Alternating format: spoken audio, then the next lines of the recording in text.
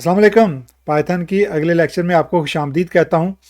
आज के लेक्चर में हम स्ट्रिंग के बारे में जानेंगे कि पाइथन के अंदर स्ट्रिंग मैनिपुलेशन किस तरह से होती है और कौन कौन से ऑपरेशंस इसके ऊपर किए जा सकते हैं, कौन कौन से फंक्शंस यूज़ किए जा सकते हैं। स्ट्रिंग डाटा टाइप जो है वो पाइथन के अंदर बहुत ही कॉमनली यूज़ होने वाली डाटा टाइप इसलिए है कि टेक्स्ट के रिलेटेड जितना भी काम होता है वो आपको स्ट्रिंग के साथ इंटरेक्ट करना पड़ता है, स्ट्रिंग डाटा टाइप के साथ इंटरेक्ट करना पड़ता है। और स्ट्रिंग के साथ जो एसोसिएटेड मुख्तलिफ फंक्शंस हैं या ऑपरेशंस हैं उनका आपको पता होना ज़रूरी है। तो आज हम स्ट्रिंग मैनिपुलेशन के ऊपर जो भी फंक्शंस या जो प्रोसीजर मेथड्स हम कर सकते हैं वो हम जानेंगे और चलते हैं आज के लेक्चर की तरफ। गूगल कोलैब के अंदर स्ट्रिंग फंक्शंस जो हैं वो ट्राई करने के लिए सबसे पहले हमें एक स्ट्रिंग वेरिएबल डिक्लेयर करना पड़ेगा। जैसे हम मैसेज के नाम से एक वेरिएबल डिक्लेयर करते हैं और उसमें लिखते हैं हेलो पाइथन फॉर एग्जांपल। और अब हमने ये देखना है कि इस स्ट्रिंग के ऊपर कौन कौन से फंक्शंस अप्लाई हो सकते हैं। तो इसका एक तरीका मैं आपको बताता हूँ कि अगर आपने लिस्ट ऑफ फंक्शंस देखने हो किसी भी स्ट्रिंग पे या किसी और चीज़ के ऊपर कि उसमें कौन कौन से फंक्शंस अवेलेबल हैं, तो आप उस वेरिएबल का या उस ऑब्जेक्ट का नाम उसके बाद डॉट करेंगे तो आपको लिस्ट आ जाएगी कि कॉमनली कौन कौन से फंक्शंस जो हैं वो इसमें इस्तेमाल हो सकते हैं। अगर आप देखें तो स्ट्रिंग के ऊपर बेशुमार फंक्शन है जो कि ट्राई किए जा सकते हैं। मैं इनमें से चंद एक आपको एग्जांपल के तौर पे दिखा देता हूँ। आप अपने तौर पे मुख्तलिफ जो हैं वो इनको असाइनमेंट के तौर पे ट्राई कर सकते हैं। फॉर एग्जांपल अगर आपने इसी मैसेज को अपर केस में करना हो तो आप अपर करेंगे और इसको अगर छोटी ब्रैकेट के साथ क्लोज कर देंगे और रन करेंगे तो इसका जो अपर केस वर्जन है वो आपको यहाँ पे डिस्प्ले हो जाएगा। अच्छा, अगर आपने फॉर एग्जांपल इसको मैसेज डॉट लोअर में करना है तो आप लोअर फंक्शन यूज़ कर लें। और इसका लोअर तो ऑलरेडी वैसे मौजूद है, ये जो ऑलरेडी लोअर में लिखा हुआ है। अगर आपने इसको टाइटल में करना है, फॉर एग्जांपल टाइटल का मतलब ये होता है कि जो पहला वर्ड का पहला जो करैक्टर होगा वो कैपिटल में होगा। तो मैं इसको अगर टाइटल पे अगर रन करता हूँ तो इसका जो एच है वो कैपिटल हो जाएगा और पी कैपिटल हो जाएगा। इसको रन करके देखते हैं।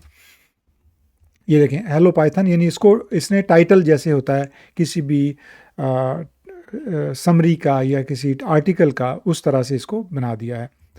अब इसके अलावा कुछ फंक्शन है, जैसे आपने अगर स्ट्रिप करना है, जैसे फॉर एग्जांपल यहाँ पे स्पेसेस हैं और आपने स्ट्रिप करना है स्पेसेस को एंड पे और शुरू पे, तो आप स्ट्रिप जो फंक्शन है उसको यूज़ कर सकते हैं। मैसेज डॉट स्ट्रिप फंक्शन है, उसमें अगर आप कुछ भी नहीं देंगे, इसको रन करेंगे तो ये जो दोनों साइड पे मैंने स्पेस दी थी, अगर आप नोट करें तो उसने ख़त्म कर दी है यहाँ पे। अगर आपने सिर्फ फ्रंट से स्ट्रिप करना है, यानी कि अगर आपने जो फ्रंट वाला हिस्सा है वर्ड उसका फ़िक्रे का या स्ट्रिंग का वो स्ट्रिप करना है तो आप एल स्ट्रिप कर सकते हैं। एल स्ट्रिप से उसका जो लेफ़्ट साइड है आपके स्ट्रिंग की वो स्ट्रिप होगी सिर्फ। और अगर आप देखें तो हेलो पाइथन में पहले वाला हिस्सा उसने स्ट्रिप कर दिया, जो स्पेस था जो एंड पे स्पेस है वो नहीं किया। इसी तरह अगर आपने सिर्फ एंड पे जो स्पेस है उसको अगर स्ट्रिप करना है तो आर स्ट्रिप कर सकते हैं। ये छोटे छोटे फंक्शन हैं लेकिन ये बहुत काम आते हैं जब हम प्रोग्रामिंग करते हैं, तो उसके दौरान ये हमें जो स्ट्रिंग मैनिपुलेशन में बहुत काम आते हैं। इसी तरह अगर आपने फाइंड करना है, यानी अगर आपने देखना है कि कोई भी जो करैक्टर है फॉर एग्जांपल वो किस इंडेक्स नंबर पे है, किस पोजीशन पे है, तो आप जो पैरेंथेसिस है उसके अंदर आप उसका एक स्ट्रिंग दे सकते हैं। मिसाल के तौर पे मैं यहाँ पे कहता हूँ कि मैंने पी जो है वो फाइंड करना है कि पी कहाँ पे है इस स्ट्रिंग के अंदर। तो अब क्या होगा कि मुझे जो रिज़ल्ट आएगा वो ये आएगा कि किस इंडेक्स पोजीशन पे पी है। और मैंने आपको बताया था जो दूसरे या तीसरे लेक्चर के अंदर कि जो स्ट्रिंग होता है उसकी जो इंडेक्सिंग होती है वो ज़ीरो से स्टार्ट होती है, यानी ये जो स्पेस है ये ज़ीरो होगी, H1 होगा, फिर ये E2 होगा, तो इस तरह से सो ऑन इसका जो भी पोजीशन होगी इंडेक्स की वो हमें शो हो जाएगी कि P की क्या पोजीशन है। मैं अगर इसको रन करता हूँ तो आप देखें उसने मुझे 7 दिया है। और अगर आप यहाँ से काउंट करना शुरू करें, जो खाली स्पेस है ये 0 है, उसके बाद 1 2 3 4 5 6 और ये 7 पे P है। तो इस तरह से आप कोई भी वर्ड भी फाइंड कर सकते हैं। अगर आप اس کی بجائے ایک فار ایگزامپل آپ صرف پی کی بجائے پائتھن پورا اگر آپ فائنڈ کرنا چاہیں تو وہ بھی آپ کو ایگزیکٹلی اسی پوزیشن میں ملے گا. اگر آپ اس کے اندر صرف آن جو ہے وہ اگر فائنڈ کرنا ہو کہ آن کہاں پہ ہے تو وہ بالکل اینڈ پہ ہوگا، 11 نمبر پہ، وہ اس 11 پوزیشن پہ ہے. اسی طرح اگر آپ نے ریپلیس کرنا ہے کوئی کریکٹر، فار ایگزامپل اس کے اندر آپ کہتے ہیں کہ میں نے ریپلیس کرنا ہے، اور جو چیز ریپلیس کرنی ہے اور جس کے ساتھ ریپلیس کرنی ہے آپ دونوں دے سکتے ہیں. فار ایگزامپل میں پی جو ہے اس کو ریپلیس کرنا چاہتا ہوں، اور کس کے ساتھ؟ میں ٹی کے ساتھ کرنا چاہتا ہوں. تو اس کو اگر میں رن کرتا ہوں تو اب اگر آپ غور کریں تو اس نے ہیلو ٹائتھن دے دیا ہے، یعنی پی کو ریپلیس کر دیا ہے. یہ ریپلیس فنکشن بھی بہت کامنلی یوز ہوتا ہے. فائنڈ فنکشن بہت کامنلی یوز ہوتا ہے. اس کے علاوہ ایک اور فنکشن ہے جو کہ بہت کامنلی یوز ہوتا ہے، وہ ہے لینتھ فنکشن. اگر آپ نے کسی چیز کی لینتھ معلوم کرنی ہے تو آپ یہاں پہ LEN کریں اور میسج ڈاٹ لینتھ صرف کر دیں تو آپ کو اس کی تو یہ ہمیں ایرر دے دے گا. اور اس کی وجہ یہ ہے کہ اگر آپ غور کریں تو میسج ڈاٹ جب میں LEN کروں گا تو اس کے اندر کوئی لینتھ فنکشن نہیں ہے، یعنی LEN کوئی لینتھ فنکشن نہیں ہے. لینتھ فنکشن ہے لیکن وہ میسج ڈاٹ کے بعد نہیں آئے گا. لینتھ فنکشن اگر آپ نے لینتھ نکالنی ہے تو آپ LEN فنکشن جو ہے اس کو اگر ویریبل پاس کریں گے کوئی بھی، جیسے یہاں پہ ویریبل ہمارا اسٹرنگ ویریبل ہے میسج، اگر آپ یہ پاس کریں گے تو وہ لینتھ اس ویریبل کی معلوم کر لے گا. میں اس کو اگر رن کرتا ہوں تو اس نے 14 دے دیا ہے جو کہ اس کا ٹوٹل ہے، اس اسٹرنگ کا ٹوٹل ہے. تو اس طرح سے کچھ فنکشنز ہیں جو ویریبل کے نام کے ساتھ آپ اس کے اوپر اپلائی کر سکتے ہیں، کچھ فنکشنز ہیں جن کو ویریبل پاس کرنا پڑتا ہے.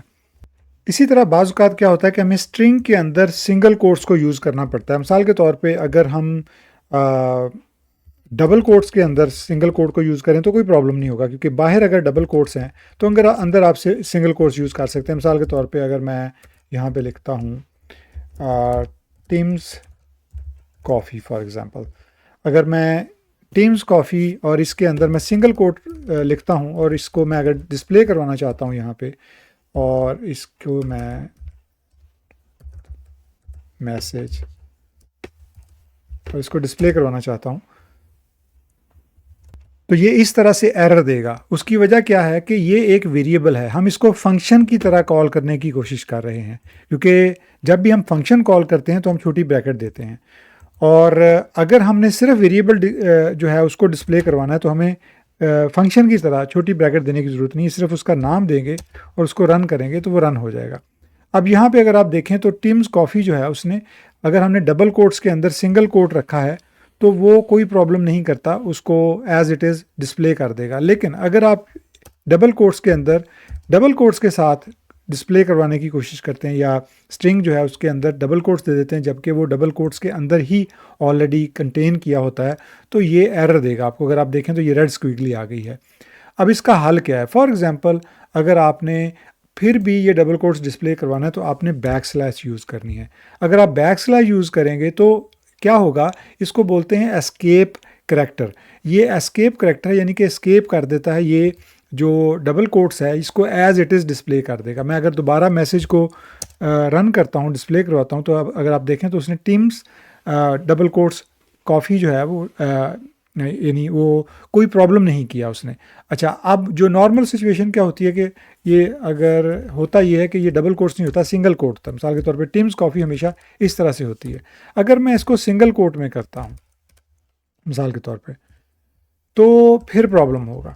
پرابلم اس لیے ہوگا جیسے ہم نے ڈبل کوٹس میں کیا تھا تو ڈبل کوٹس میں وہ پرابلم کرتا ہے، سنگل کوٹ میں بھی وہ نہیں اس کو ڈسپلے کرے گا، ریڈ اسکویگلی دے دے گا. اس کی وجہ یہ ہے کہ ہمیں اگر ہم نے باہر سنگل کوٹس یوز کیے ہیں تو اندر یا تو ہمیں ڈبل کوٹس یوز کرنا پڑے گا، کوئی پرابلم نہیں ہوگا. اگر ہم نے باہر ڈبل کوٹس یوز کیے ہیں تو پھر ہم سنگل کوٹ اندر یوز کر سکتے ہیں.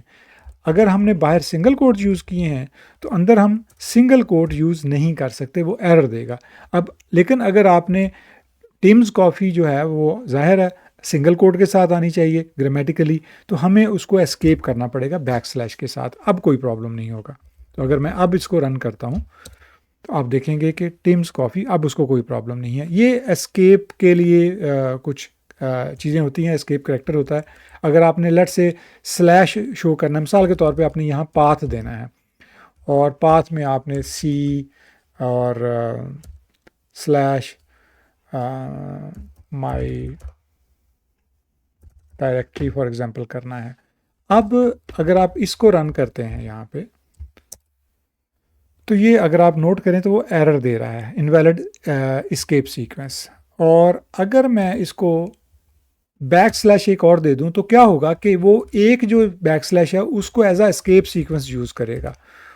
اور اگر میں اب اس کو رن کرتا ہوں تو اس نے مائی directory as it is display کر دیا، کیونکہ اگر میں سنگل کوٹ دیتا ہوں تو وہ اس کو ڈسپلے نہیں کرتا، وہ اس کو اس پہ اسکیپ سیکوینس کریکٹر کا ایرر دے رہا ہے. لیکن نارملی جو پاتھ ہوتا ہے وہ اس طرح سے ڈبل بیک سلیش کے ساتھ نہیں ہوتا، بلکہ سنگل بیک سلیش کے ساتھ ہوتا ہے، کچھ اس طرح سے. اب اگر آپ نے اس طرح سے path as it is display کروانا ہے تو اس کا طریقہ یہ ہے کہ آپ اس سے پہلے اس کو ایز اے را ٹیکسٹ یا ڈسپلے کروائیں یا را اسٹرنگ ڈسپلے کرائیں. اس کے لیے آپ اسمال آر اس سے پہلے لگائیں گے، اور جو ویریبل کا نام ہے اس کو ایز اٹ از ڈسپلے کروانے کی بجائے اگر آپ پرنٹ کے اندر ڈسپلے کرواتے ہیں تو یہ اس کو ایز اٹ از بغیر کسی back slash extra back slash کے یا اسکیپ کریکٹر کے اس کو ایز اے را ٹیکسٹ ڈسپلے کروائے گا. اب اس کو رن کر کے اگر دیکھیں تو وہ ایز اٹ از آپ کا جو پاتھ ہے سی بیک سلیش مائی ڈائریکٹری بیک سلیش فائلز، وہ اس طرح سے ہی ایز اٹ از ڈسپلے کروا رہا ہے یہاں پہ. یہ پرابلم صرف تب ہوتا ہے جب آپ پاتھ کے اندر بیک سلیش یوز کرتے ہیں. اگر آپ فرنٹ سلیش یوز کرتے ہیں، مثال کے طور پہ اگر آپ یہاں پہ اس کو ریپلیس کر دیں فرنٹ سلیش کے ساتھ پاتھ کو، تو پھر آپ کو اس کو ایز اے را ٹیکسٹ بھی ڈسپلے کروانے کی ضرورت نہیں ہے. آپ آر کو ریموو کر سکتے ہیں، اور اگر آپ اس کو رن کریں گے تو آپ کا وہ path as it is display کر دے گا. اگر آپ دیکھیں تو اس نے سی مائی directory my files as it is بغیر کسی ایکسٹرا سلیش کے ڈسپلے کر دیا. تو یہ چھوٹی چھوٹی چیزیں ہیں. بعض اوقات آپ کو پروگرامنگ کے دوران اس طرح کے چیلنجز کا سامنا ہوتا ہے، تو آپ کو پتہ ہونا چاہیے کہ بیک سلیش کو یا فرنٹ سلیش کو کس طرح سے ہینڈل کرتے ہیں. اب نیکسٹ ہم دیکھتے ہیں کہ اسٹرنگ کے اندر جو انڈیکسنگ ہے وہ کس طرح سے ہوتی ہے. مثال کے طور پہ اسٹرنگ انڈیکسنگ جو ہے وہ سم ٹائم ہمارے بہت کام آتی ہے. میں اگر اسی ویریبل کو یوز کرتا ہوں، مثال کے طور پہ message is equal to hello Python کر دیتا ہوں، اور اب اس کی اگر انڈیکسنگ کرنی ہے تو میں نے پرنٹ کرنا ہے کہ جو پہلا انڈیکس ہے وہ کیا ہے، یعنی پہلی پوزیشن پہ کیا ہے، زیرو پہ کیا ہے. تو جیسے میں نے کہا تھا کہ اسٹرنگ جو ہیں وہ عام طور پہ جو پہلا اس کا کریکٹر ہوتا ہے وہ زیرو انڈیکس پہ ہوتا ہے. تو اگر میں میسیج اور اس کے ساتھ اسکوئر بریکٹ کے اندر زیرو دیتا ہوں تو اس کا مطلب ہے کہ میں اس ویریبل کا زیرو انڈیکس فائنڈ کرنے کی کوشش کر رہا ہوں یا پرنٹ کرنے کی کوشش کر رہا ہوں. اس کو میں اگر رن کرتا ہوں تو یہ ایچ دے گا، کیونکہ ظاہر ہے جو پہلا اس کا کریکٹر ہے وہ ایچ ہے، اور میں نے چونکہ زیرو انڈیکس دیا ہے تو زیرو انڈیکس پہ یہ پہلا کریکٹر ہوتا ہے.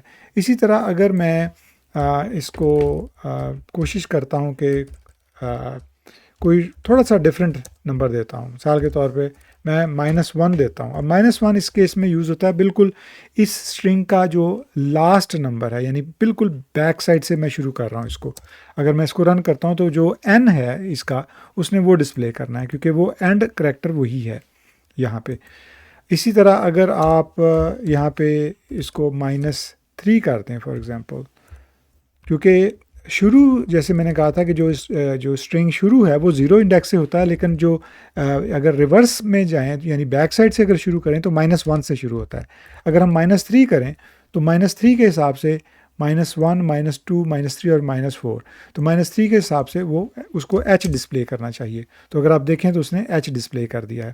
اس طرح سے یہ انڈیکسنگ ہے.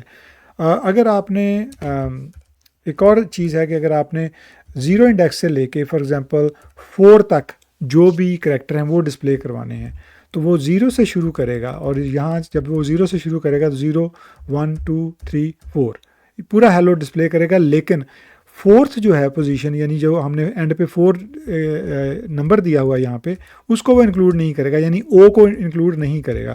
تو اگر میں اس کو پریس کرتا ہوں تو یہ دیکھیں اس نے HELL یہاں تک دے دیا ہے، لیکن جو 4تھ پوزیشن ہے چونکہ ہم نے اس کو 0 to 4 کہا ہے تو 4 کو ایکسکلوزیو رکھتا ہے، 4 کو اس میں شامل نہیں کرتا. اسی طرح اگر آپ نے डिस्प्ले करना है, फॉर एग्जांपल ज़ीरो के अलावा बाकी ज़ीरो से लेकर बाकी तमाम जो करैक्टर हैं स्ट्रिंग के अंदर, तो ज़ीरो कॉलन करेंगे तो वो जितने भी स्ट्रिंग हैं वो सारे दे देगा, हेलो पाइथन पूरा दे देगा। इसी तरह अगर आप यहाँ पे डिस्प्ले करना चाहते हैं फॉर एग्जांपल 4 कॉलन और यहाँ पे आप 3 दे दें फॉर एग्जांपल, तो वो 4 से शुरू करेगा और उसके बाद 3 करैक्टर तक जाएगा। तो मैं इसको अगर रन करता हूँ तो अगर आप देखें तो 4:3 उसने यहाँ पे चूँकि हमने जो स्टार्टिंग पॉइंट है उसका 4 दिया है, तो वो 4 से अगर शुरू करेगा सपोज, तो हमने उसका एंडिंग पॉइंट 4 से बड़ा देने की बजाय 4 से छोटा दिया है, तो वो कोई भी डिस्प्ले नहीं करवा रहा क्योंकि उसको उस स्लॉट के अंदर कोई करैक्टर नहीं मिलेगा। क्योंकि वो 4 से अगर शुरू करेगा तो वो बैकवर्ड तो नहीं आ रहा, वो आगे जा रहा है। अगर आप 3 की बजाय फॉर एग्जांपल इसको 8 दे देते हैं और अब इसको रन करते हैं, तो वो जो भी 4 से शुरू करने के बाद जितने भी करैक्टर उसको 4 मिलेंगे वो उनको डिस्प्ले कर देगा। तो ये उसका स्लाइस होगा बेसिकली 4th पोजीशन से लेके 8th पोजीशन तक। इस तरह से आप इंडेक्सिंग जो है वो स्ट्रिंग के ऊपर अप्लाई कर सकते हैं और मुख्तलिफ़ किस्म के जो ऑपरेशंस हैं वो इसके ऊपर परफॉर्म कर सकते हैं। अब आपने इस पे जो एक्सरसाइज करनी है या असाइनमेंट करनी है वो ये है कि आपने कोई भी ईमेल एड्रेस लेना है। मिसाल के तौर पे email for example user 123 for example @gmail.com मिसाल के तौर पे ये स्ट्रिंग आपने एज अ वेरिएबल लेना है। आप इसको माई ईमेल करके एक वेरिएबल डिक्लेयर करेंगे। आपने करना ये है कि आपने इसके अंदर जो यूज़र नेम है उसको अलहदा करना है, @ को अलहदा करना है, जीमेल को अलहदा करना है और कॉम को अलहदा करना है। और इसके अंदर पोजीशन फाइंड करनी है कि डॉट कहाँ पे है, @ पे कहाँ पे है और 1 2 3 इसके अंदर जो डिजिट्स हैं वो फाइंड करने हैं। ये आपकी असाइनमेंट है। आपने इस स्ट्रिंग को स्लाइस करना है बेसिकली। इसके मुख्तलिफ जो हिस्से हैं वो आपने अलहदा करने हैं और इसके जो मुख्तलिफ करैक्टर्स हैं, डॉट है और या @ सिंबल है, इनको फाइंड करना है कि ये किस पोजीशन के ऊपर है। ये आपकी असाइनमेंट है, ये आपने करके देखनी है। कोशिश कीजिएगा इसके स्ट्रिंग के जितने भी मेथड आप एक्सपेरिमेंट कर सकें वो आपके लिए बेहतर होगा, आपका थोड़ा सा कॉन्फिडेंस बढ़ेगा।